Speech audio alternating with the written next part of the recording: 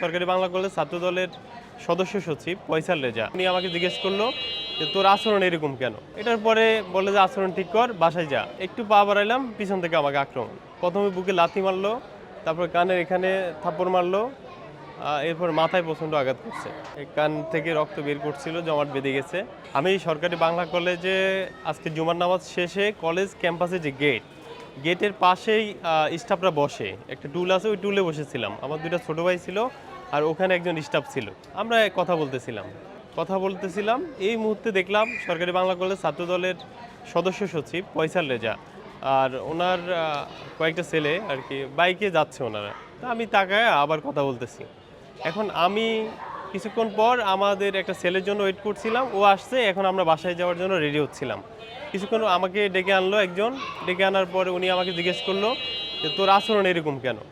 বলছি ভাইয়া আমি তো ওইরকম কোনো আচরণ করি নাই। এটার পরে বলে যে আচরণ ঠিক কর, বাসায় যা। আমি একটু সামনে মনে হয় একটু পা বাড়াইলাম, পিছন থেকে আমাকে আক্রমণ। প্রথমে বুকে লাথি মারলো, তারপর কানের এখানে থাপ্পড় মারলো, এরপর মাথায় প্রচণ্ড আঘাত করছে, ঘুষি দিছে।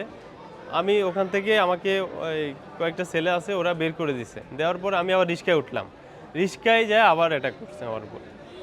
এরপর আমার অসচেতন হয়ে গেছি। তারপরে সোহরাওয়ার্দী মেডিকেলে যাই। ওখানে যাওয়ার পর চিকিৎসক প্রথমে আমাকে সিটি স্ক্যান দেয় আর হচ্ছে কানের জন্য ইএনটিতে রেফার করে। সেখানে যাই আমি, কান থেকে রক্ত বের করছিল, জমাট বেঁধে গেছে।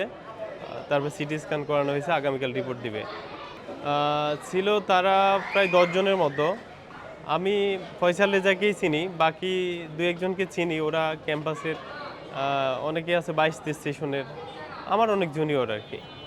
না, আমার সাথে তাদের কোনো ধরনের আমি রাজনীতিকভাবেও আমি কোনো রাজনীতির মধ্যে নাই। আমি সরকারি বাংলা কলেজ বিজ্ঞান ক্লাবের সভাপতি।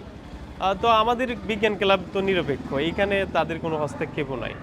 কোনো ধরনের কারণ ছিল না, আমি দেখি না কোনো ধরনের কারণ নেই। এখন তার প্রভাব বিস্তার করার জন্য অথবা কেন করলো আমি এখনও সঠিকভাবে বলতে পারছি না। আসলে একজন সাধারণ শিক্ষার্থী হিসেবে আমি ওখানে বসেছিলাম, এটাই কি আমার অপরাধ?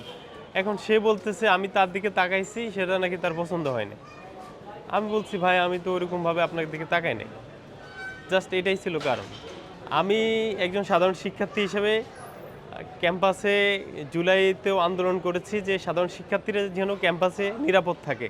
তো এখন যে ক্যাম্পাসে আমার সাথে যে অবস্থা হয়েছে, এখন আমার যারা জুনিয়র আছে তাদের সাথে তো এর সাথে আরও কঠিন ঘটনা ঘটতে পারে। আমি প্রশাসন এবং কলেজ কর্তৃপক্ষ সহ বাংলাদেশ সরকারের কাছে আহ্বান জানাই যে ক্যাম্পাসটাকে নিরাপদ রাখেন, ক্যাম্পাসে এই ধরনের সন্ত্রাসী কার্যক্রম করতে দিয়েন না। সাধারণ শিক্ষার্থীরা ক্যাম্পাসে যদি নিরাপদ না থাকে তারা কোথায় নিরাপদ থাকবে? ক্যাম্পাসই তো আমাদের জায়গা, ক্যাম্পাস আমাদের অভিভাবক। আমরা যদি সেখানে নিরাপদ না থাকি তাহলে এখানে তো আসলে একজন সাধারণ শিক্ষার্থী হিসাবে অন্য কোথাও নিরাপদ থাকার কথা নয়। চিকিৎসক কান থেকে রক্ত জমাট বাঁধা পেয়েছে এবং ওই রক্তটা বের করছে। করার পর হচ্ছে আমার ওখানে একটা অ্যান্টিবায়োটিক দিছে, আমাকে বলছে যে কয়েকদিন ব্যবহার করতে হবে। আর সিটি স্ক্যানের যে রিপোর্ট সেটা আজকে দেয় নাই। ডাক্তার বলছে যে আপাতত আপনি রেস্ট করেন। আর এখনও আমাকে হচ্ছে চিকিৎসক সিটি স্ক্যান দেখার পরে বিবেচনা করবে যে আমি কি ভর্তি দিবে নাকি দিবে না। দেশে দেশে সবার সাথে দ্য নিউজ।